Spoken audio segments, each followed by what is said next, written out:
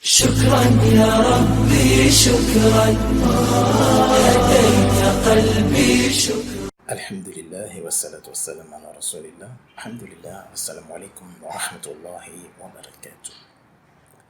Alors, comment atteindre la concentration pour se connecter à Allah? Nous allons discuter du pouvoir du dhikr. اتل ما أوحي إليك من الكتاب وأقم الصلاة إن الصلاة تنهى عن الفحشاء والمنكر ولذكر الله أكبر والله يعلم ما تصنعون. L'esprit, l'âme et le corps physique sont les trois sujets qui font ce que nous sommes, c'est-à-dire l'homme, et chaque entité qui compose l'homme a ses principes et ses caractéristiques de survivre sur trois niveaux. Par exemple, l'esprit vit dans le monde des djinns et dépend de l'énergie. Il est caractérisé par la loi d'attraction, c'est-à-dire notre esprit est dirigé par nos pensées. Quant à l'âme, elle vit dans le monde des anges, c'est-à-dire le monde de lumière, et dépend de la lumière, et elle est caractérisée par la loi de la vitesse, c'est-à-dire si elle est pieuse, sa vitesse de traverser le pont Asirat sera remarquable par rapport à ses bonnes actions. D'où elle traversera le pont à la vitesse de la lumière, comme un vent, comme un oiseau, un cheval, en courant ou en rampant, selon le hadith rapporté. À propos du corps physique, il est l'enveloppe des deux autres, de l'esprit et de l'âme. Il dépend de la matière et il est caractérisé par la loi de la pesanteur, parce qu'il vit dans le monde du solide.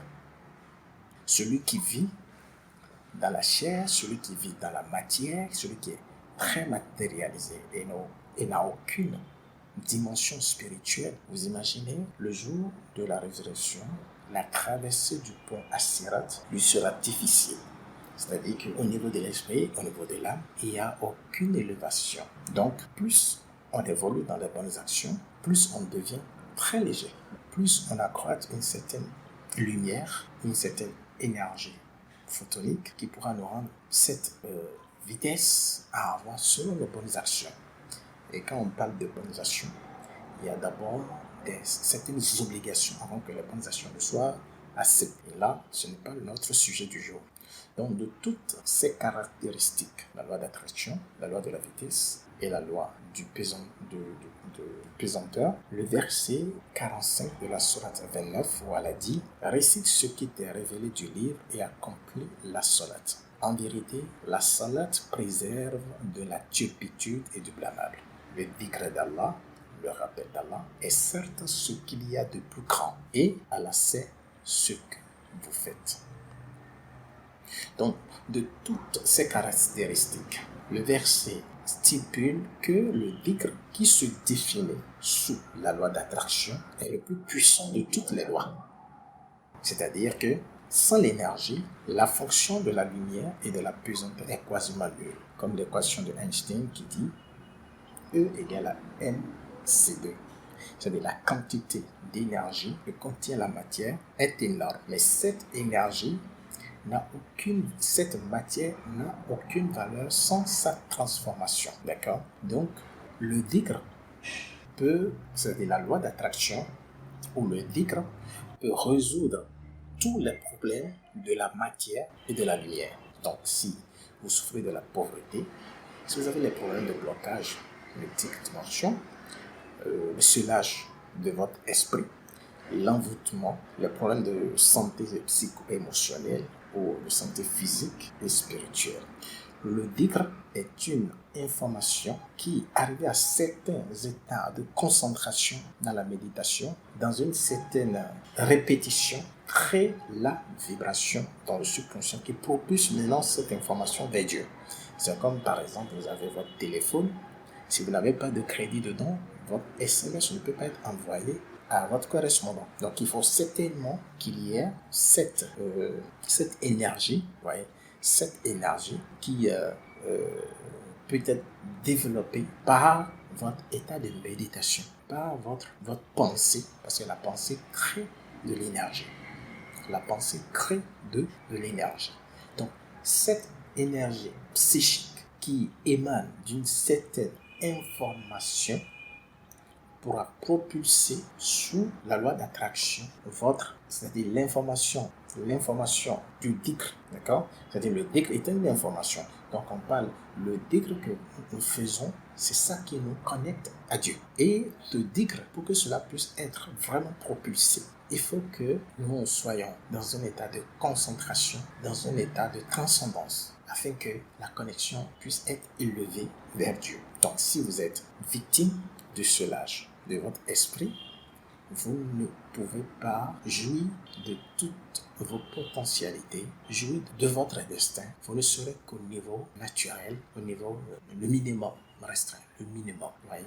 Mais pour pouvoir jouir pleinement de tout ce que Dieu a mis en vous, il faut une certaine vibration, il faut une certaine connectivité, d'accord, avec votre destin. Donc avec le dhikr, vous pouvez facilement déceler votre esprit. Parce que si vous émettez plus vos pensées vers Dieu, l'esprit va se retrouver où? D'accord? Vous comprenez? Pour ne pas dire que votre esprit ira vers Dieu dans le sens littéraire, mais dans le sens ésotérique, spirituel. Vous êtes connecté. Donc vous avez Dieu à l'esprit. Et votre esprit est protégé. Et je vous assure ce qui se passe dans le monde métaphysique lorsque vous êtes éveillé spirituel et que Allah occupe la plus grande place dans votre subconscient, votre esprit rayonne et ça devient comme du feu. Aucun sorcier ne peut pas vous regarder, aucun sorcier ne peut s'approcher de votre esprit. Mais lorsque vous tombez dans la distraction, c'est là votre esprit chute à certains niveaux très bas et là vous devenez emprisonné. Ouais, donc avec le dhikr, vous élevez complètement votre âme et votre corps physique. Vous élevez votre âme et votre corps physique, c'est-à-dire plus votre esprit est connecté à Dieu, plus votre âme rayonne. Et plus au niveau de la matière, ça produit plus d'énergie. Ah oui, parce que la quantité d'énergie concentrée dans notre corps physique est énorme, selon l'équation de Einstein. Donc, c'est seulement la loi d'attraction qui peut créer cette fusion énergétique entre l'âme et le corps physique, propulsée par votre connexion avec Dieu. Comprenez donc que tous ces symptômes, c'est-à-dire ce lâche de l'esprit par un sorcier ou un diable, le fait que vous mangez dans vos rêves, le fait que vous avez de multiples blocages à divers niveaux, tous ces symptômes sont dus à un faible taux vibratoire, d'où un grand manque de dhikr ou mauvaise pratique de celui-ci. Je vais d'une autre façon, d'une autre analyse plus poussée et plus simple, plus explicative, plus compréhensible, remettre à jour les 5 clés pour jouir de votre spiritualité, jouir correctement de votre destin. Parmi les 5 clés, la 5e est le fruit des 4 premières clés. Et pardon, ne vous culpabilisez pas lorsque vous essayez que ça ne marche pas. Donc, avec 1 mois, 2 mois, 3 mois ou 4 mois, vous pouvez arriver, d'accord, à avoir accès à la maîtrise de cette 5e clé. C'est-à-dire, vous prenez la première clé, vous travaillez là-dessus pendant 1 mois. Soyez patient, ne soyez pas pressé. Parce que beaucoup de gens disent que ça ne marche pas, pendant que d'autres disent que ça marche. Mais on est trop pressé, surtout avec tout ce qui nous arrive, on est trop pressé à avoir la réponse à tout ce qui nous arrive. On va essayer d'éduquer, de se rééduquer, parce que notre âme, c'est la pédagogie. Donc, vous prenez 1 mois pour maîtriser la première clé. Ça dépend de la perfection de chacun. 1 autre mois pour maîtriser la 2e clé, ainsi de suite, et 4 mois. Après 4 mois, vous allez avoir la 5e clé.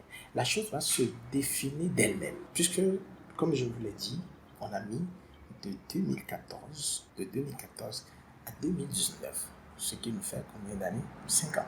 Vous voyez? Et c'est en 2019 que j'ai eu la 5e clé. Et si vous voyez dans la roue qu'il y a amateur, vous allez voir que je parlais de 4 clés. La 5e clé n'est sorti qu'en 2019. Ouais. Donc, dès que vous allez maîtriser la première, la deuxième, la troisième, la quatrième, vous allez avoir accès maintenant à la cinquième clé. Et vous aurez encore d'autres compréhensions plus poussées que ce que je vous décris ici. Parce que personne n'est plus intelligent que l'autre selon notre degré de piété. Ceux qui pratiquent la piété sont les plus intelligents que ceux qui ont la connaissance sans la pratique de la piété. Ça, c'est clair. Si vous ne pratiquez pas la piété et vous acquérez de la connaissance, et lorsqu'on va mettre quelqu'un qui est pieux, on vous met en évidence celui qui pratique la piété est plus intelligent que vous. Et ça, Dieu l'a dit. Seuls les savants craignent beaucoup Dieu parce que dans ce que Dieu vous donne, vous atteignez une certaine dimension intellectuelle que vous-même vous dites, non, ça là, ça ne peut pas venir de vous. Parce qu'il y a certaines découvertes que vous faites qui ne viennent pas de votre connaissance, qui ne viennent pas de votre intelligence, mais ça vient de l'inspiration divine. Ouais. Et si vous cherchez bien, même les Einstein, tous, ils ont une spiritualité très forte. Donc, pour vous amener dans cet état de transcendance, la première clé, c'est que vous devez comprendre le sens de ce que vous dites. Vous devez comprendre le sens de ce que vous dites. C'est ça qui va faire réagir vos neurones. C'est ça qui va faire réagir vos ADN. C'est ça qui va faire réagir votre âme. Et ainsi de suite, votre esprit. Et que disons-nous de notre corps?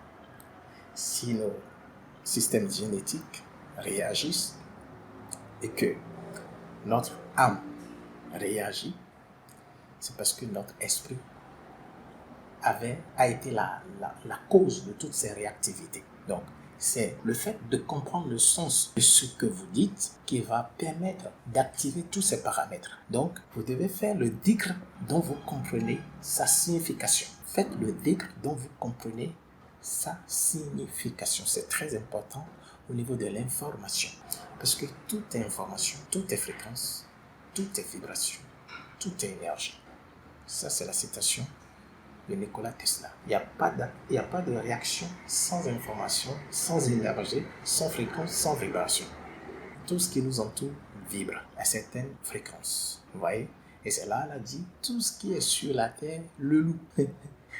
Mais vous ne comprenez pas leur façon de louer Allah. C'est de l'information. Donc, la deuxième clé, il faut accepter le sens de ce que vous dites. Donc, il faut avoir la conviction totale de sa signification. Donc, il faut que vous acceptiez le sens de ce que vous dites. C'est comme par exemple les Mécois, on l'a dit, demande-leur qui a créé les cieux et la terre. Ils diront certainement Allah. Et ils refusent d'accepter que Allah soit la seule divinité. Ils ont compris, mais ils ont refusé d'accepter. Ils ont compris, mais ils ont refusé d'accepter. Donc ici, nous, on doit avoir cette dimension d'acceptation dans le sens du dhikr qu'on est en train de faire ou de l'invocation que vous faites. Et la troisième clé, vous devez avoir foi. Vous devez avoir foi à ce que vous dites. La foi, si vous avez vraiment la foi, vous allez sentir votre âme, votre corps, ça va frémir lorsqu'on va évoquer le nom d'Allah. Lorsque vous entendez Allah a dit ceci, là vous tremblez parce que la foi vous a pénétré. Donc vous devez supprimer toute dimension de doute possible et soyez confiants vis-à-vis de Dieu que vous obtiendrez satisfaction de sa part après avoir compris ce que vous dites et après l'avoir accepté. La foi est indispensable. La visualisation, la quatrième clé. La visualisation. Si vous comprenez le sens de ce que vous dites, ça crée une certaine imagination. C'est-à-dire que lorsque vous vous forcez à rentrer dans le sens de ce que vous dites, ça crée une certaine imagination selon la concentration de chacun. Comme je dis par exemple, la hawla la quwwata illa billah. Au moment où moi je pense qu'il n'y a ni force ni puissance que par Allah, en pensant au diable, aux féticheurs, aux magiciens. D'autres, il va amener sa réflexion, sa concentration, comment les planètes gravitent, qui gère toute cette loi de la gravitation, qui gère tout le système cosmique pour voir la grandeur de la puissance d'Allah. Vous voyez, pour lui, c'est encore énorme. Et d'autres peuvent amener sa concentration de toutes les créatures de la terre qui les gère, qui les nourrit. Et d'autres qui a mis cette connaissance en eux pour que chacun puisse connaître sa communauté. Comme Allah dit, à un certain état de méditation, ils finissent par dire « Oh Dieu, tu n'as pas créé ceci en vain, gloire à toi. » Donc, chacun de nous a un niveau d'imagination. Et c'est cette imagination nous amène dans une autre sphère de concentration. Donc, on visualise le sens de ce que nous avons compris, on visualise le sens de ce que nous avons accepté, de ce que nous avons eu foi. Et là, ça va activer maintenant la cinquième clé. Parce que là, vous avez unifié, vous avez supprimé toute autre pensée. Pensée d'argent, pensée des enfants, pensée de vos blocages, pensée... Non, en allant vers Dieu, oubliez tout ça. C'est ça l'adoration. Votre adoration, ce n'est pas tout le temps de penser à vos problèmes, ce n'est que ça que vous dites, ce n'est que ça que vous invoquez, ce n'est que ça que vous amenez vers Dieu. Non. Si vous, c'est comme vous mettez la charrue avant les bœufs.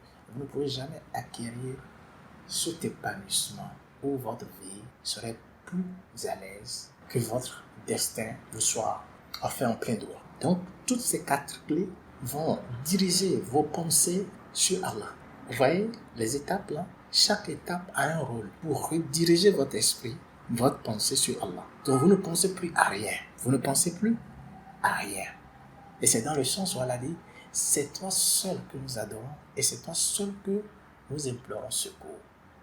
C'est-à-dire, au niveau de la pensée, c'est Allah.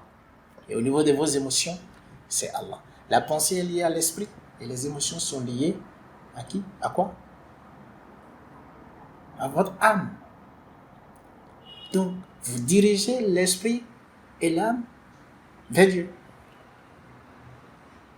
Et le corps physique, il quitte complètement, il s'oublie même. Où est-ce qu'il est? Il s'oublie. Donc, vous avez quitté le corps physique et vous êtes entré dans l'unification de votre esprit et de votre âme. C'est toi seul que nous adorons. Au niveau de la pensée, il n'y a rien.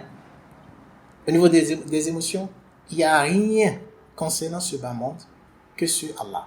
Parce que la 5e clé vous demandera d'activer votre état de gratitude, votre état d'amour inconditionnel, votre état de tristesse lorsque vous avez commis un péché, votre état de peur lorsque vous avez commis un péché. D'accord? Vous l'unifiez avec les 4 premières dimensions qui dirigent votre esprit vers Dieu.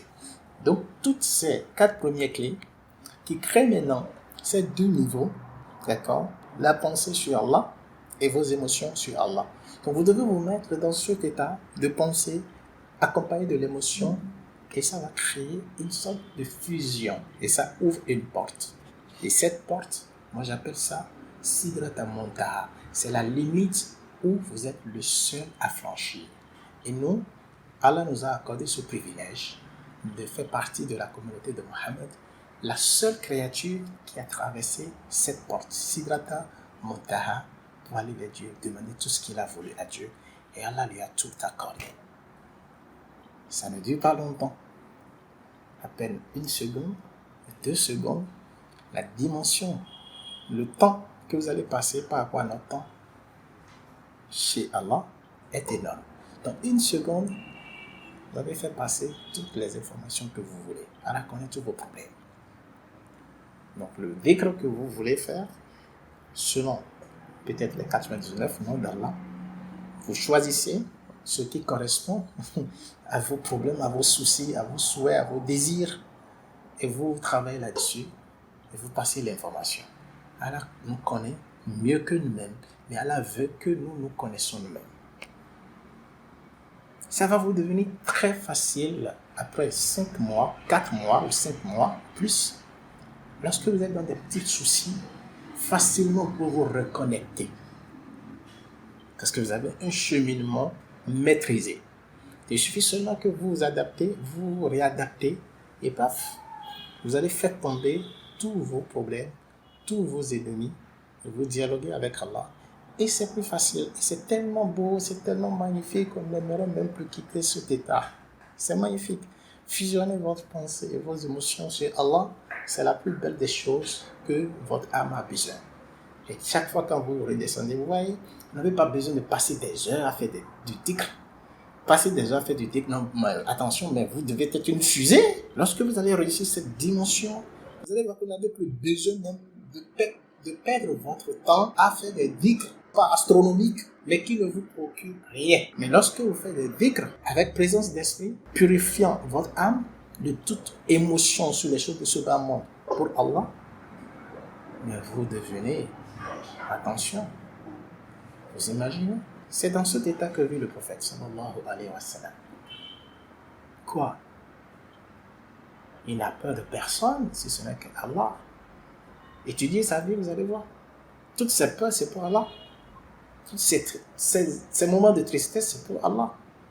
Toute sa colère, c'est pour Allah. Mais nous, j'en fais partie, nous sommes égarés au niveau des émotions.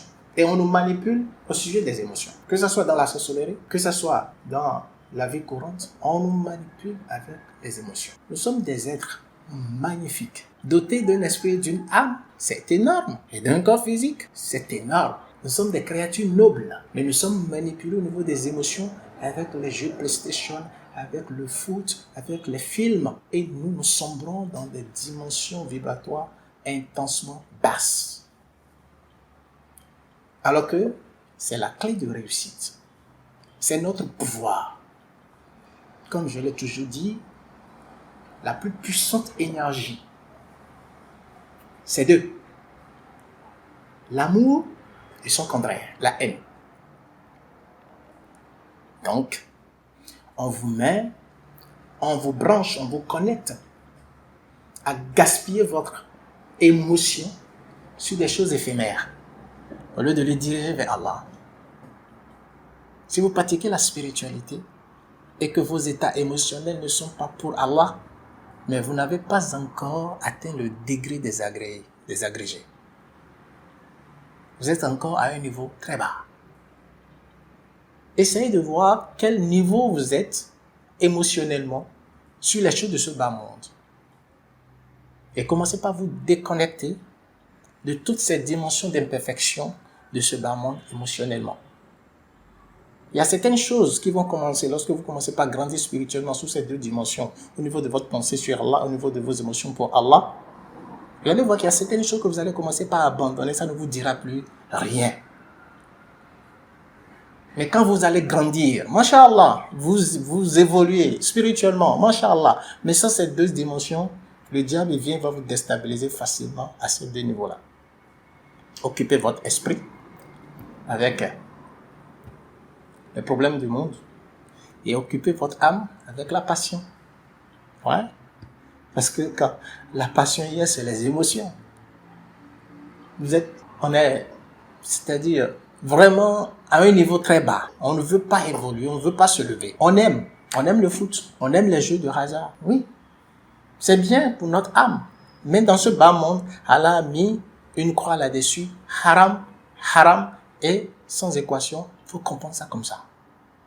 C'est là, le prophète sallallahu alayhi wa sallam dit, ce bas monde repose sur les choses de l'enfer. Embellit pas les choses de l'enfer.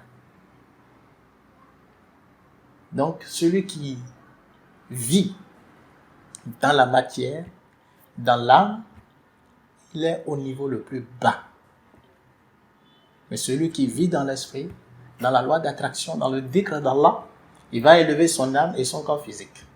C'est ce qui déterminera sa vitesse le jour d'Al-Qiyamah, selon sa pesanteur. Plus ton esprit est éveillé et évolue vers Allah, plus ton âme est éveillée et purifiée. Et plus tu ne ressens plus ta chair, tu ne ressens plus ton corps physique. Et cet état te sera présenté sur le pont As-Sirat. Parce que plus tu es lourd, tu as des difficultés de traverser le pont As-Sirat. Donc ça va te brûler. D'accord? Ça va te brûler pendant un certain moment avant que si toute cette accumulation de lumière, de l'énergie à travers ton dhikr, à travers ton obéissance à Allah, le fait de diriger tes émotions pour Allah, toutes tes pensées sont pour Allah, mais tu es décollé complètement de la matière. Et là, tu ne subiras plus cette loi de pesanteur de ton corps physique en traversant le pont As-Sirat le jour d'Al-Qiyamah. Donc c'est ainsi que facilement tu pourras traverser suivant toutes ces étapes décrites par le prophète dans le hadith que vous connaissez très bien. Donc vous allez essayer de répéter, prenez une clé, ne soyez pas pressé, la première clé, essayez de comprendre, d'habituer votre esprit à comprendre le sens de ce que vous dites. Vous comprenez? Même si vous comprenez le sens de ce que vous dites et que vous ignorez la deuxième, la troisième et la quatrième clé, vous ne pouvez pas y arriver pour activer la cinquième clé. C'est-à-dire vous avez compris le sens. Très bien, Alhamdulillah Rabbil Alamin, tout le monde sait ce que ça veut dire. Mais vous ne rentrez pas dans la dimension d'acceptation.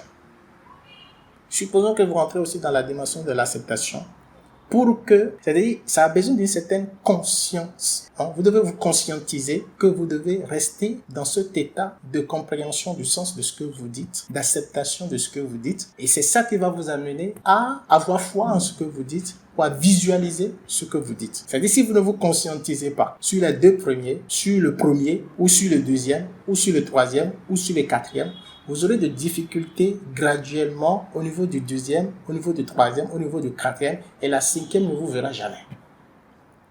Subhanaka bihamdik, ashhadu an la ilaha illa anta, nastaghfiruka wa natubu ilayk. Subhana rabbika rabbil izzati amma yasifun, wassalamu ala al-mursalin, walhamdulillahi rabbil alamin. Wassalamu alaykum wa rahmatullahi wa barakatuh. شكرا يا ربي شكرا هديت قلبي شكرا